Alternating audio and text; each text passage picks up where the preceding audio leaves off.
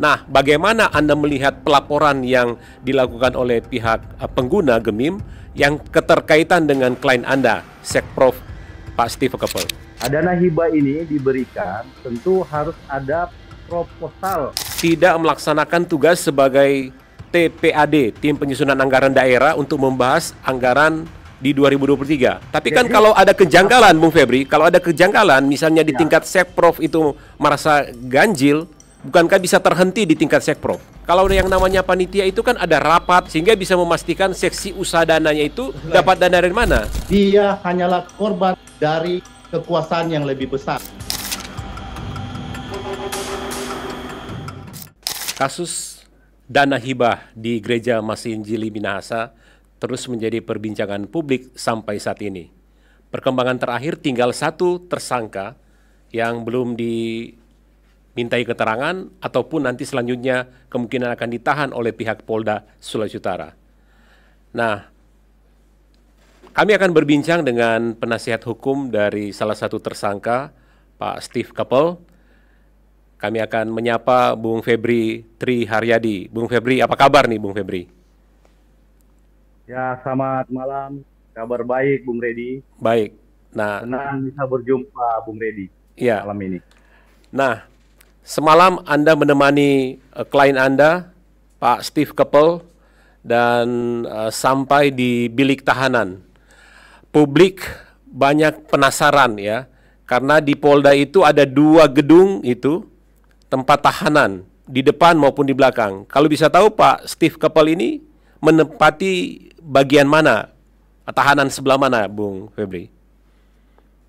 Ya, jadi Bung Redi, untuk klien kami, Pak Steve Keppel ini menempati gedung yang baru, tahanan yang baru. Kalau tidak salah, gedung itu baru sekitar 2 tahunan. Relatif baru ya. Ya, dengan kondisi ya sebagai tahanan dengan gedung yang baru tentu lebih baik dari tempat tahanan yang sebelumnya. Sedikit Anda bisa gambarkan situasi bilik tahanan itu, apakah memang Pak Steve Keppel itu bersama dengan 3 rekan lainnya, Pak Gemi Kawatu, Pak Jeffrey Korengkeng, dan Pak Freddy Kaligis? Anda bisa sedikit gambarkan? Ya. Kalau saya lihat dari itu satu gedung, Bung Redi. Jadi masuk di dalam itu cuma satu akses, langsung berhadapan dengan penjaga yang ada di dalam. Jadi langsung masuk itu, kemudian nanti para penjaga ada berapa orang, sekitar 5 sampai 6 orang lah di situ. Nanti kalau sudah masuk, ada bilik-biliknya di dalam ruang tahanan yang ada.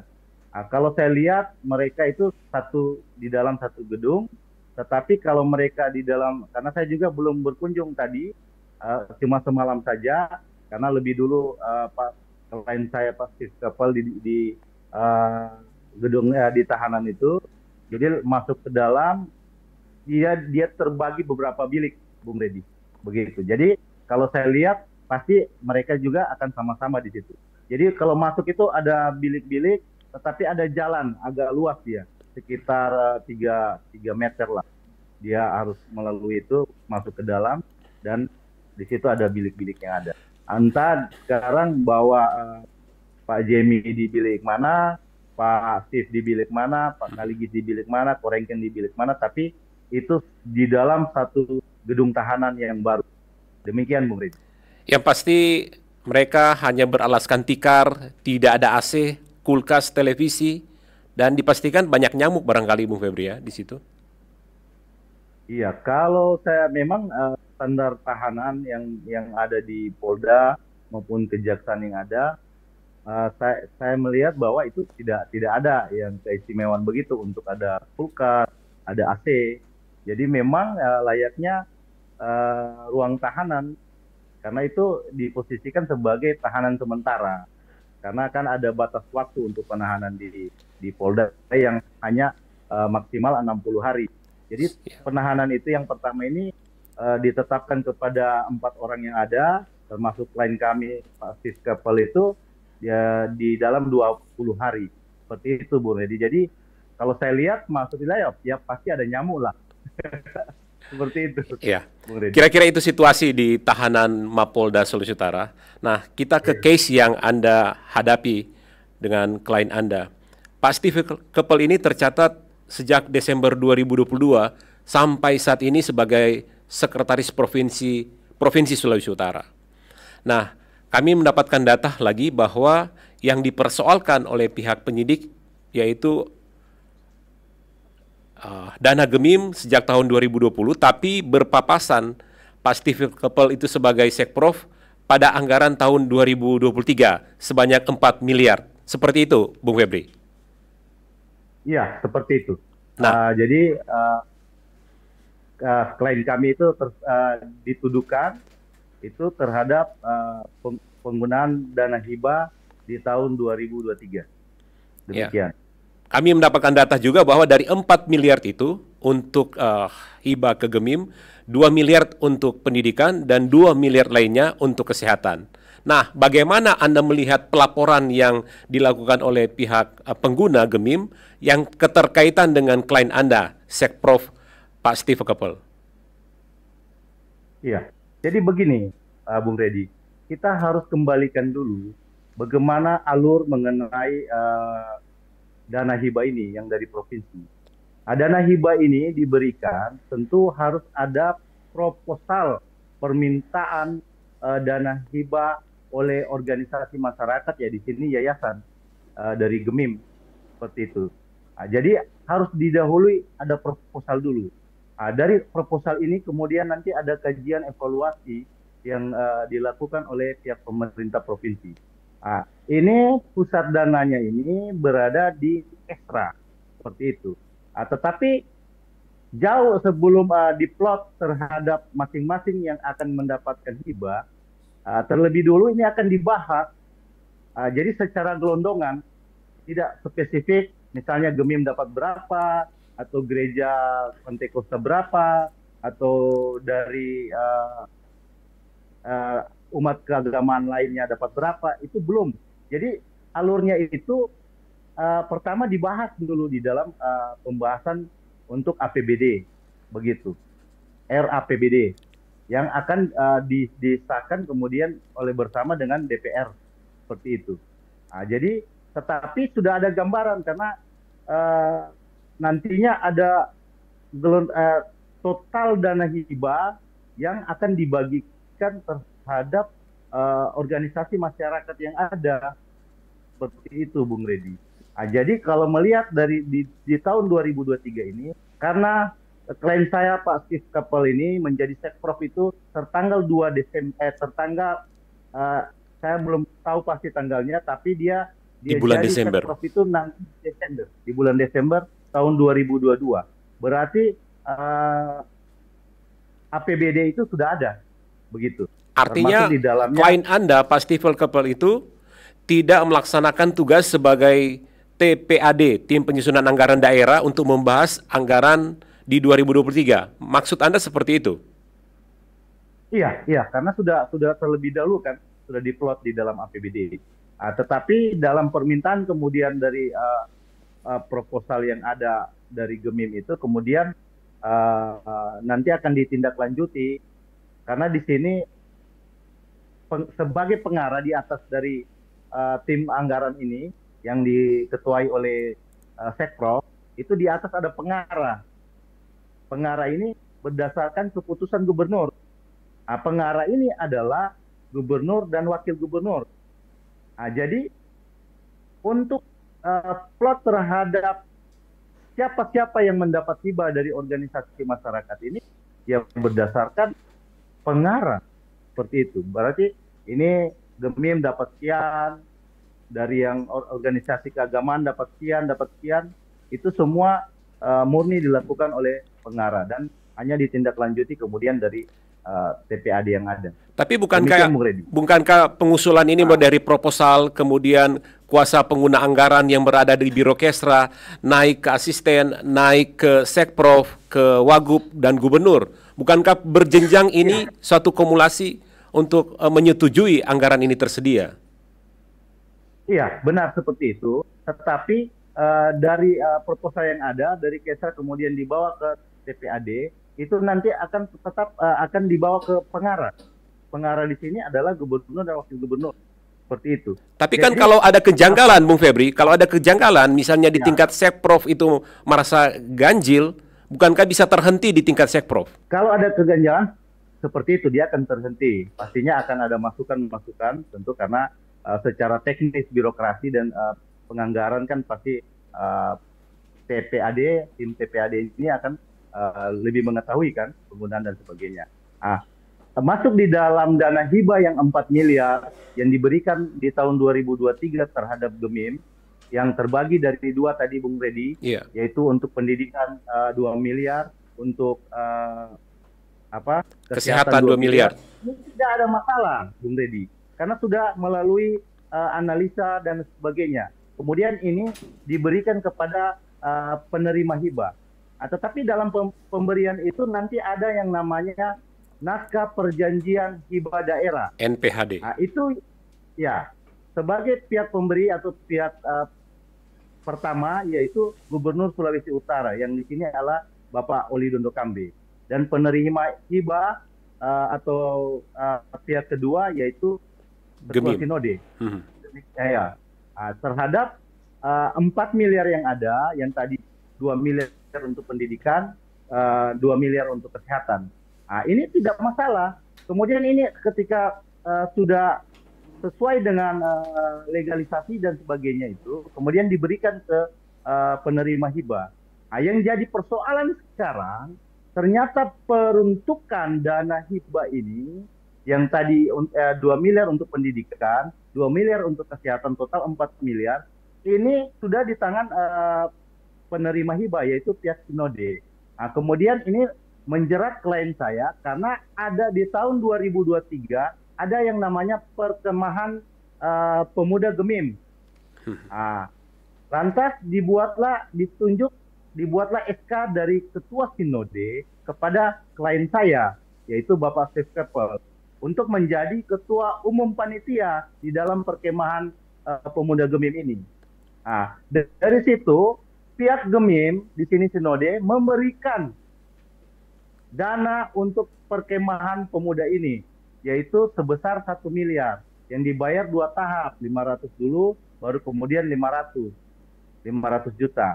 Nah, dana ini tidak diketahui oleh klien saya, yaitu Pak Steve Keppel sebagai Ketua panitia. umum, ya ketua panitia, dan bendahara yang ada, bahwa ini adalah berasal dari dana hibah yang dari provinsi. Kalau berasal dari dana hibah, ini tidak bisa dibenarkan karena peruntukannya salah. Demikian, karena proposal yang ada tidak menyebutkan untuk pembiayaan terhadap perkemahan pemuda Gemim. Oke, Seperti itu. saya klarifikasi lagi ya, Bung Febri, ini supaya menjadi lurus ke publik. Status klien Anda dari saksi menjadi tersangka, ini disebabkan ketika Pak Steve Keppel itu sebagai Sekprov diangkat menjadi Ketua Panitia Perkemahan Raya Pemuda tahun 2023. Iya.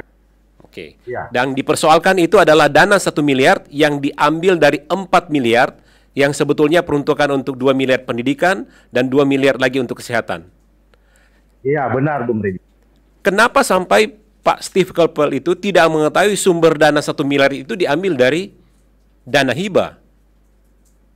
Iya. Jadi begini Bung Redi, pendapatan dari Gemim ini kan bukan cuma dari dana hibah dari provinsi. Gemim ini, saya setuju dengan yang ya orang-orang, saya juga warga Gemim, begitu.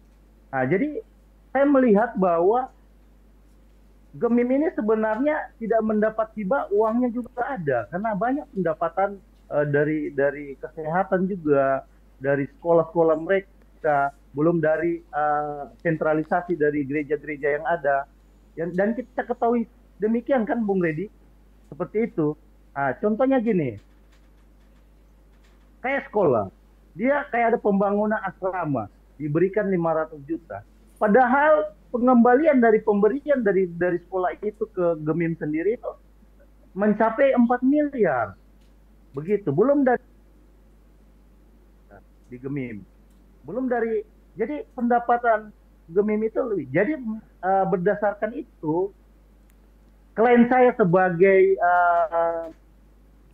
ketua ketua panitia di sini, ketua umum panitia yang ditunjuk oleh Sinode, karena ini saya kembalikan lagi karena ada yang sebut, saya juga kemarin berdiskusi dengan pihak Polda juga, karena di sini disebut ada konflik of interest Antara? karena dia sebagai Oke. karena dia sebagai sekprov yang melekat ke dia, dijubah oleh klien saya ini sebagai sekprov, kemudian dia sebagai ketua.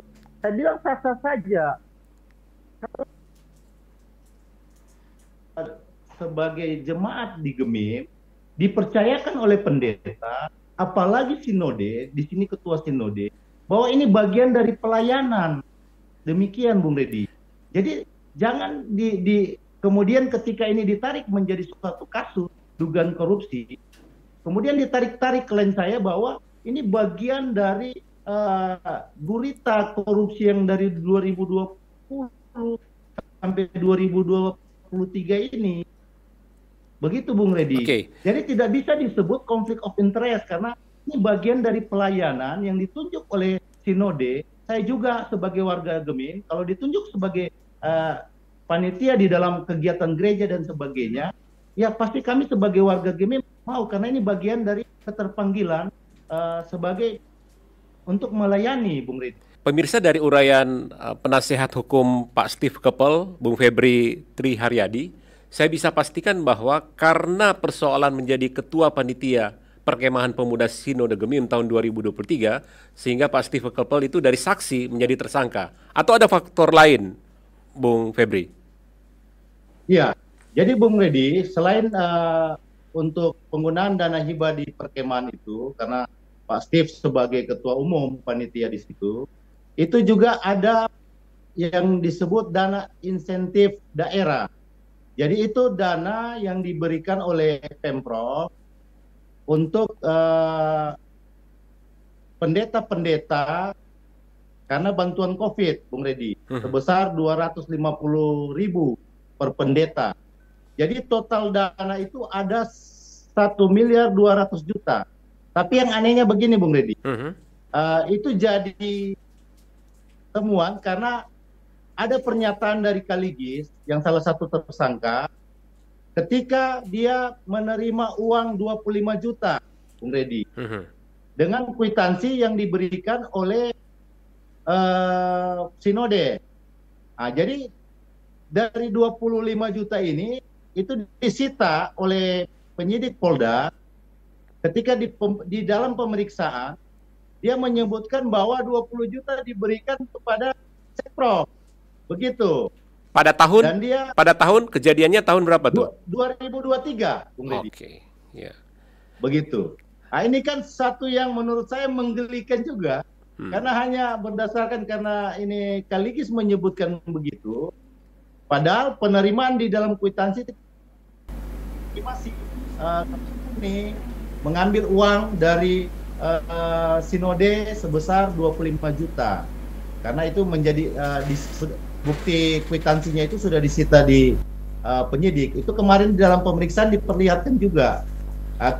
Dalam pemeriksaan Kaligis menyebutkan bahwa Sekprov dia berikan 20 juta dan dia 5 juta. Demikian Bung Redi. Oke, itu sebuah kerancuan versi Anda. Ya, pemirsa, sampai di sini saya bisa pastikan bahwa status Steve Keppel dari saksi menjadi tersangka karena persoalan dia menjadi ketua panitia Perkemahan Pemuda Gemim pada tahun 2023. Dan dari dana 4 miliar tersita 1 miliar untuk penggunaan dana di perkemahan itu. Atau ada faktor lain, Bung Febri? Iya, Bung Redi, berdasarkan dari berkas perkara kemarin, itu ada faktor lain. Ada yang disebut dana insentif daerah. Jadi itu bantuan untuk para pendeta di Gemim yang disalurkan di tahun 2023 sebesar 250.000 per pendeta. Nah, itu total dananya ada 1.200.000.000 juta. Dari bukti yang disita oleh penyidik Polda Sulut, itu didapatkan ada kwitansi penerimaan uang besar 25 juta yang diterima oleh Kaligis. Karokesra waktu itu? Bung Redi. Ya. Iya, Kesra pada saat itu. Ah, jadi dari disita bukti itu, kemudian diperiksalah Kaligis ini. Dalam pemeriksaan itu Kaligis menyebutkan bahwa dia memberikan 20 juta kepada Sekprop Kenapa sampai pada saat itu. kenapa sampai diberikan 20 Jadi juta itu? Bagi-bagi uang atau apa istilahnya tuh? ini kayaknya begini kalau saya lihat, ini ada sesuatu yang dimainkan, termasuk ini oknum yang Kaligis ini, untuk kemudian hanya menyebut-nyebut seperti itu saja untuk mencari teman di dalam sepenanggungan di dalam dugaan korupsi ini. Begitu, Bung Redi. Oke. Saya tidak tahu apakah ini ada titipan dari seseorang kepada oknum Kaligis ini untuk kemudian menyebutkan nama Steve Keppel, karena tidak masuk akal seorang Sekprop, seorang yang sudah puluhan tahun mengabdi sebagai ASN, kemudian diberikan 20 juta oleh Kaban Kesra ini, kan tidak masuk akal. Ini bisa jadi kasus gratifikasi atau suap ini sesama ASN menurut Anda? Jadi turut menikmati uang dari dugaannya, karena begini. Tapi Ini pada saat totalnya itu kan Pak dari Steve audit. Keppel mengembalikan ya 20 juta itu atau menerima saja? Tidak, ya, yang Oke. disebutkan Kaligis. Tetapi di dalam pemeriksaan sebagai tersangka, klien saya itu menyatakan bahwa dia tidak pernah tahu itu dan dia tidak pernah menerima 20 juta dari Kaligis. Baik. Saya kembali Demikian, kepada persoalan yang dinyatakan penyidik. Ini ada sesuatu yang janggal mengenai ketua panitia dan Anda sebut tadi bahwa Pak Steve Keppel sebagai ketua panitia tidak mengetahui bahwa ada 1 miliar mengalir ke panitia, tapi itu dari dana hibah. Saya kepingin gambarkan bahwa situasi kepanitiaan itu kan ada rapat-rapat intensif gitu. Ada rapat dengan wakilnya, ada sekretaris, ada bendahara, dan seksi-seksi. Bukankah ada seksi usaha dana yang memastikan sumber dana ini dari mana gitu? Dari sponsor kah? Dari hibah? Kenapa sampai Pak Steve Keppel tidak bisa mengetahui seperti itu? Iya, jadi seperti memang pola-pola untuk perkemahan ini tentu dibentuk kepanitiaan di dalam mengumpulkan dana, begitu. Karena Pak Steve ini menyatakan bahwa memang di dalam rapat-rapat juga itu ada dokumen-dokumen rapat yang ada, yang disodorkan di dalam pemeriksaan. Itu memang Pak Steve menyatakan bahwa karena memang ini murni pelayanan untuk membekali terhadap pemuda-pemuda Gemim yang ada ribuan di dalam pesertaan yang ada, itu makanya dia sebagai ketua umum panitia, dia membuat acara yang sebaik mungkin karena dipercayakan oleh Sinode. Makanya dengan relasi dia menyatakan bahwa dia bisa mengumpulkan dana-dana dari relasi yang ada. Sebenarnya banyak kan dana-dana yang ada, tetapi kemudian Sinode menyatakan bahwa mereka yang akan memberikan dana. Demikian. Jadi ini saya lihat ada benang merah karena ketua pemuda pada saat itu ketua pemuda adalah Rio Dondokambe dan ini punya hajatan. Jadi sebenarnya ini ada benang merah dengan situasi politik untuk pencalonan dan sebagainya. Begitu, Bung Redi. Kalau saya lihat, dugaan saya seperti itu. Makanya dengan ini Sinode, jadi tidak seperti kebiasaan ada pengumpulan dana dan sebagainya. Maka Sinode menyatakan akan memberikan bantuan dari Sinode, Bung Redi. Ini yang kita harus garis bawahi. Ini bantuan dari Sinode sebesar 1 miliar. Dan ketua panitia maupun bendahara kepengurusan itu tidak mengetahui, Bung Redi, bahwa dana yang diberikan bantuan oleh Sinode ini ternyata dana yang bersumber dari dana hibah provinsi. Begitu, Bung Redi. Yang diperkirakan sebelumnya itu dana yang dari sentralisasi jemaat atau kreativitas lain dari Gemim ya. Oke. Iya, demikian, Bung Redi. Karena juga kan biasa begitu, kita biasa ada bantuan dari Bank Sulu, bantuan dari PLN atau dana CSR lainnya. Iya, demikian, Bung Redi. Nah, Bung Febri, Anda sejak kapan dikuasakan oleh klien Anda menjadi penasihat hukum? Saya dikuasakan sejak klien saya ditetapkan tersangka. Berarti baru 1 kali pemeriksaan ya? Iya, baru 1 kali pemeriksaan itu kami Ya, saya sebelum bersama ditahan tim dipercaya. dan ya kami dapat Sebelum itu tidak. ya, kami dapat informasi datang di Mapolda sekitar jam 10 pagi, kemudian akhirnya ditahan sekitar pukul 23. Kurang lebih 12 jam diperiksa oleh penyidik. Iya. Nah, pertanyaan-pertanyaan apa yang disampaikan oleh penyidik kepada klien Anda? Awal-awal pertanyaan itu sama dengan memang ada tambahan kalau di dalam sebagai tersangka tentu dititik beratkan terhadap penyajian bukti-bukti sehingga memenuhi minimal 2 alat bukti sehingga klien saya ditetapkan sebagai tersangka. Tetapi garis besarnya ini mengenai alur dana hibah ini sehingga diberikan ke pihak kedua atau sinode. Begitu, Bung Redi. Nah, makanya terungkap mengenai dana hibah di tahun 2023 itu diberikan kepada sinode itu sebesar 4 miliar. Yang tadi seperti awal-awal tadi Bung Redi bahwa 2 miliar itu berdasarkan proposal permintaan dari sinode. 2 miliar. Ya, jadi begini, ada yang menarik ketika penyidik Polda menyodorkan surat pernyataan yang ditandatangani oleh Denny Mangala sebagai ketua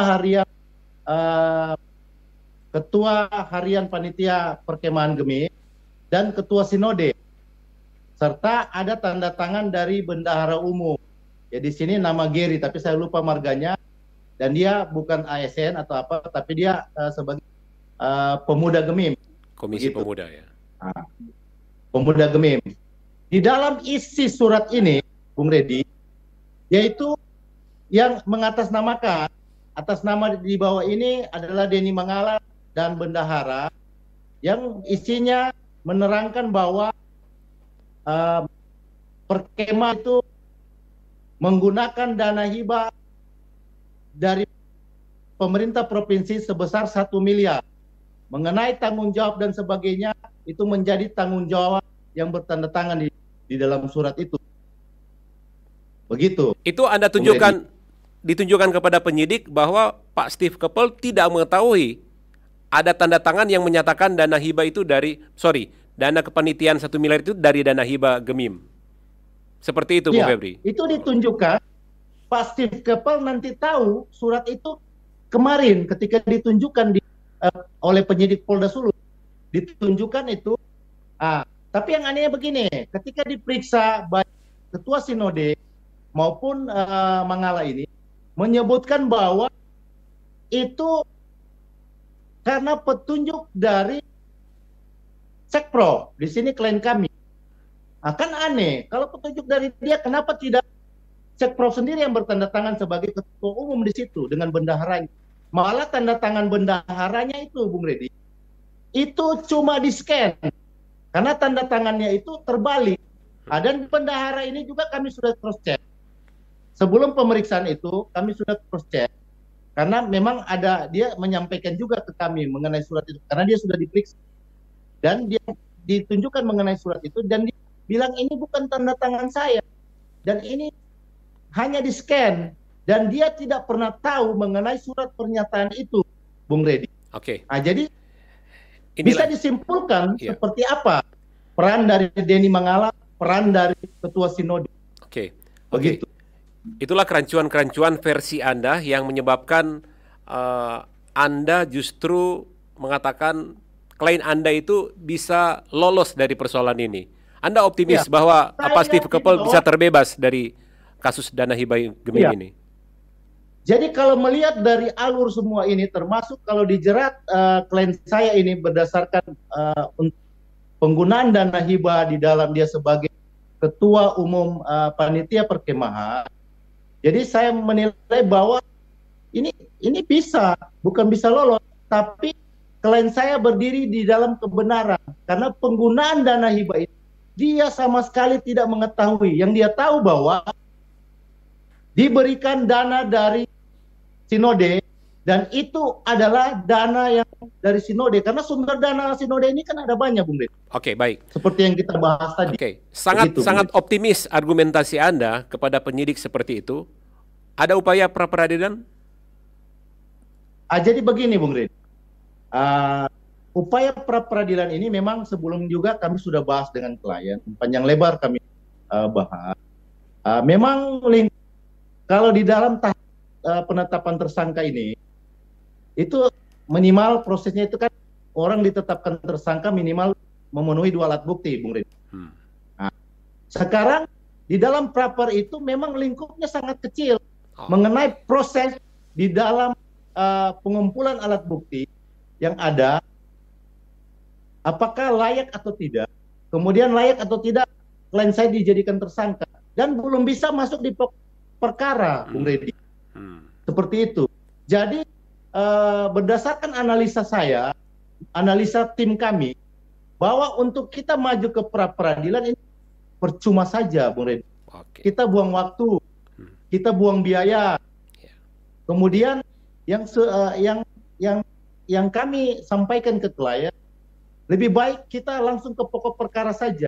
Makanya dengan berani kemarin saya sampaikan kepada penyidik ketika mau ditahan klien saya, bahwa klien saya sudah siap secara mental maupun spiritual. Makanya kalian penyidik dari Polda jangan berlama-lama, kalau perlu langsung di tahap 2 kan ke kejaksaan, supaya secepatnya ke pengadilan untuk kita membuktikan bahwa klien saya benar di dalam proses yang dituduhkan terhadap klien saya, sehingga ditahan sampai ini berstatus tersangka itu benar-benar tidak memenuhi rasa keadilan bagi klien saya, karena hanya berdasarkan pengakuan dari ketua sinode Denny Mangala maupun Kaligis yang ada itu. Tapi berdasarkan bukti-bukti itu kami bisa bantah. Baik. Demikian, Bung Febri, sebagai penasihat hukum, Anda melihat 5 tersangka ini sudah sangat memenuhi apa keinginan penyidik di pihak Polda, atau ada kemungkinan akan bertambah lagi tersangka dalam kasus Hibah Gemim ini?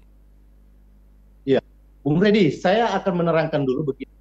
Setiap tersangka ini berkasnya berbeda-beda, jadi akan dimajukan sekaligus, tetapi dia masing-masing sendiri, berdiri sendiri-sendiri, Bung Redi. Begitu. Kalau Steve Keppel tersandung dituduhkan di dalam penggunaan yang tidak tepat sasaran ini terhadap perkemahan, berdasarkan keterangan dari ketua sinode Mangala maupun Kaligis yang ada. Kemudian berdasarkan dana insentif yang tadi dari pendeta yang 25 juta kemudian diterima 20 juta diberikan Kaligis. Berdasarkan itu. Kalau yang lain dari tahun 2020 itu berbeda lagi, Bung Redi. Seperti itu. Dengan jabatan berbeda-beda juga ya, kapasitas berbeda-beda. Dengan jabatan dan peran mereka di dalam memberikan dana hibah kepada Gemim ini berbeda-beda. Karena begini, Bung Redi. Ada yang menarik, Bung Redi. Ini kita buka saja ke buku. Silakan. Ternyata ada usaha yang dilakukan untuk memasukkan proposal. Ini yang menyangkut klien saya, Bung Redi. Dan ini terungkap di dalam pemeriksaan kemarin. Ada usaha, jadi itu juga sudah jadi barang bukti yang disita. Ada usaha dari oknum. Saya tidak mau jadi oknum ini mereka juga tidak sebutkan siapa ya. Tapi yang saya yakin ini orang pemerintah provinsi. Dan klien saya sama sekali tidak mengetahui. Ada usaha karena ini termasuk di dalam dana hibah proposal itu, Bung Redi. Jadi mereka memasukkan proposal yang sudah tertera mengenai perkemahan ini. Begitu, Bung Redi. Tapi bukankah proposal itu diusulkan sebelum penetapan APBD di Dewan Provinsi? Sesudah selesai kegiatan, Bung Redi. Dan akan memungkin kalau saya perkirakan ketika akan mengarah mereka ketahui bahwa sudah salah di dalam pemberian dana hibah ini untuk perkemahan. Kalau bisa tahu, Bung Febri, siapa yang memasukkan proposal itu? Ada oknum siapa yang Anda sebut? Ini ada persekongkolan jahat antara oknum yang sangat berperan di pemerintah provinsi maupun di sinode. Begitu, Bung Rin. Sehingga klien saya keciprat terkena noda-noda yang diciptakan oleh oknum-oknum ini. Satu dua orang saja atau beberapa orang, Bung Rin. Anda sudah punya, orang. Anda sudah mengantongi nama itu. Anda sudah punya nama itu. Saya belum punya, tapi ini dugaan saja karena begini. Karena dananya ini dari Kesra, Bung Rin. Kemudian ini kan diberikan ke sinode. Sinode penerima dana hibah kemudian memberikan ke perkemahan. Nah, ini sudah salah. Ketika mereka ini untuk bawa, karena ada pertanggungjawaban, Bung Rin, dari sinode.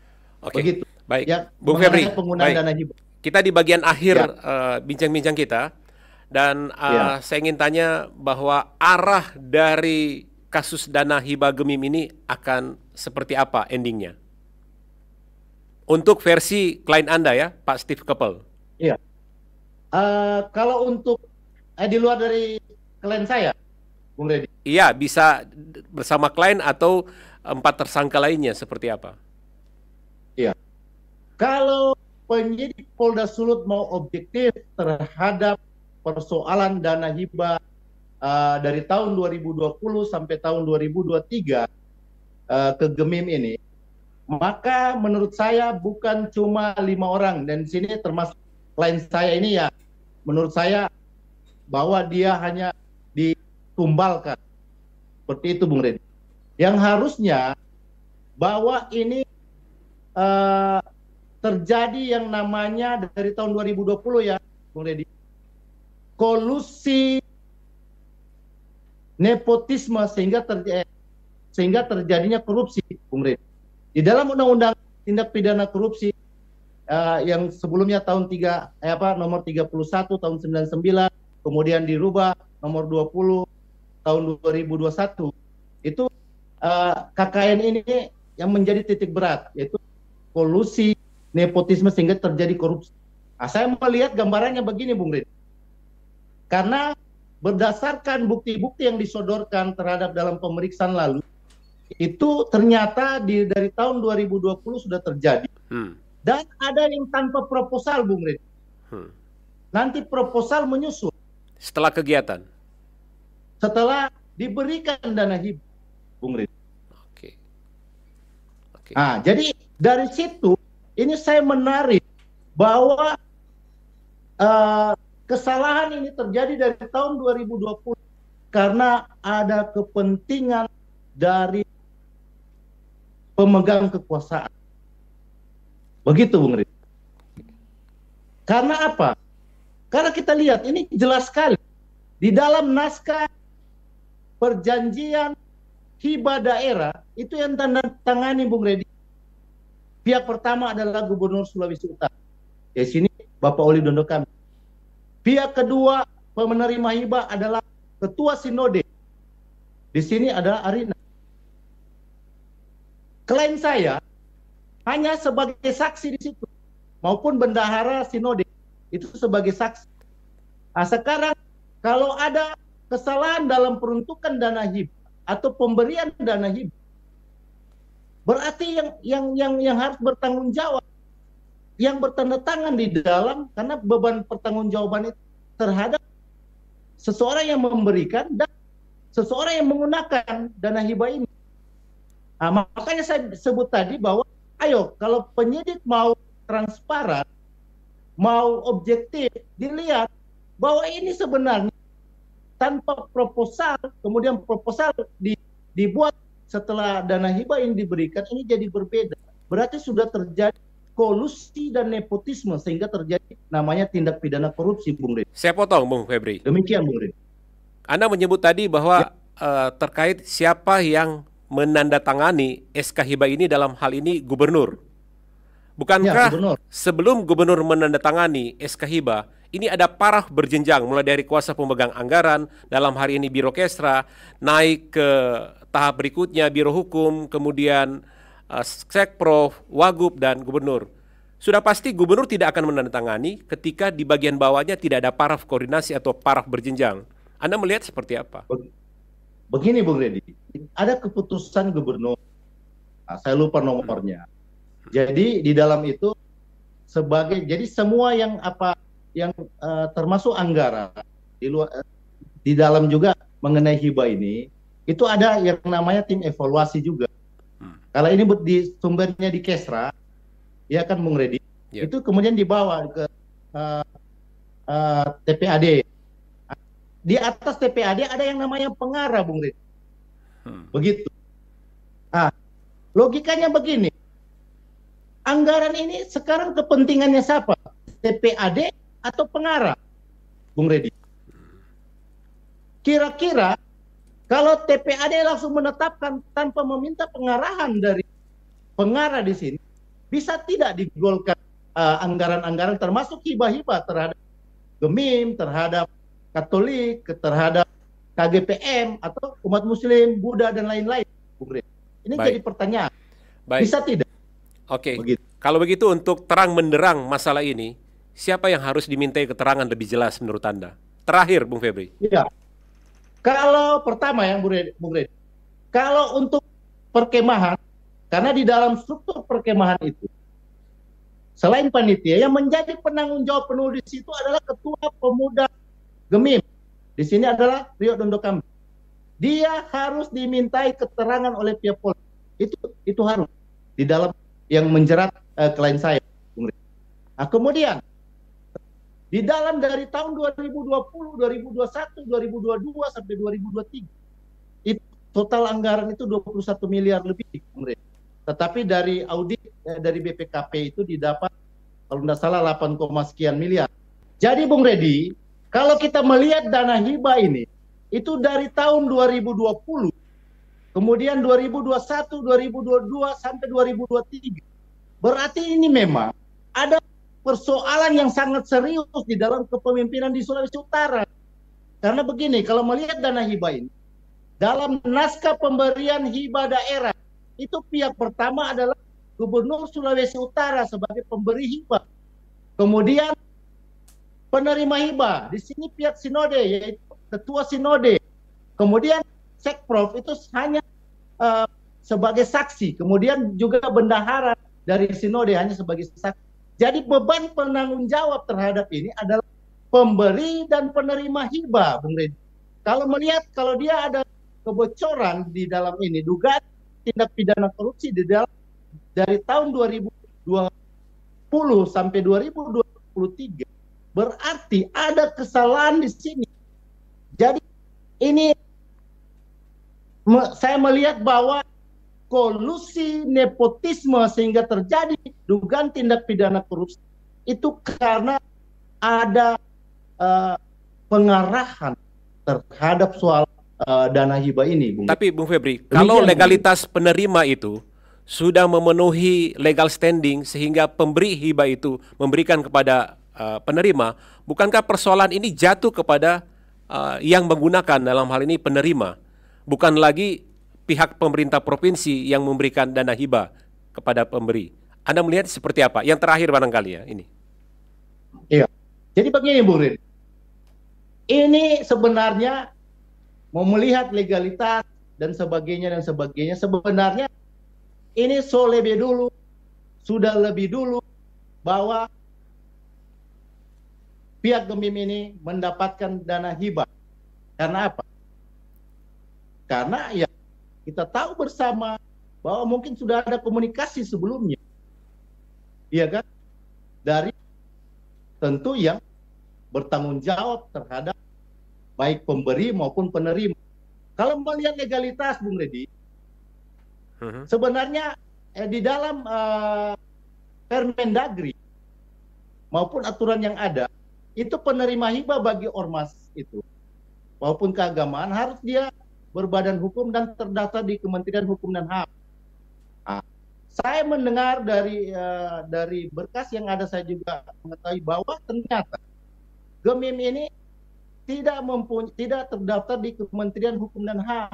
Sekarang bagaimana mungkin dari tahun 2020 sampai tahun 2023 Gemim mendapatkan dana hibah? Itu jadi pertanyaan.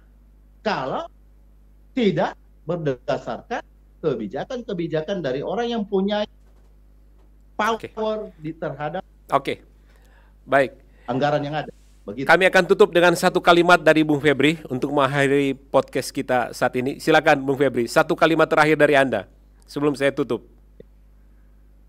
Kalimatnya yaitu penegak hukum, polisi bisa saja mentersangkakan seseorang, tetapi bukan tidak mungkin bahwa dia hanyalah korban dari kekuasaan yang lebih besar.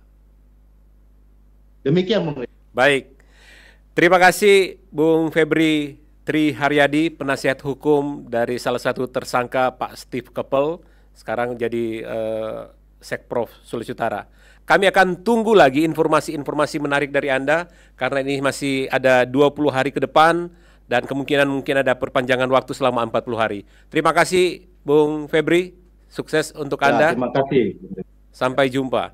Dan pemirsa, Sobat Mata Bicara, semoga beberapa pencerahan yang disampaikan oleh Bung Febri tadi bisa membuka cakrawala berpikir kita tentang alur hukum, bagaimana persoalan dana hibah di Gereja Masih Injil Minahasa Gemim.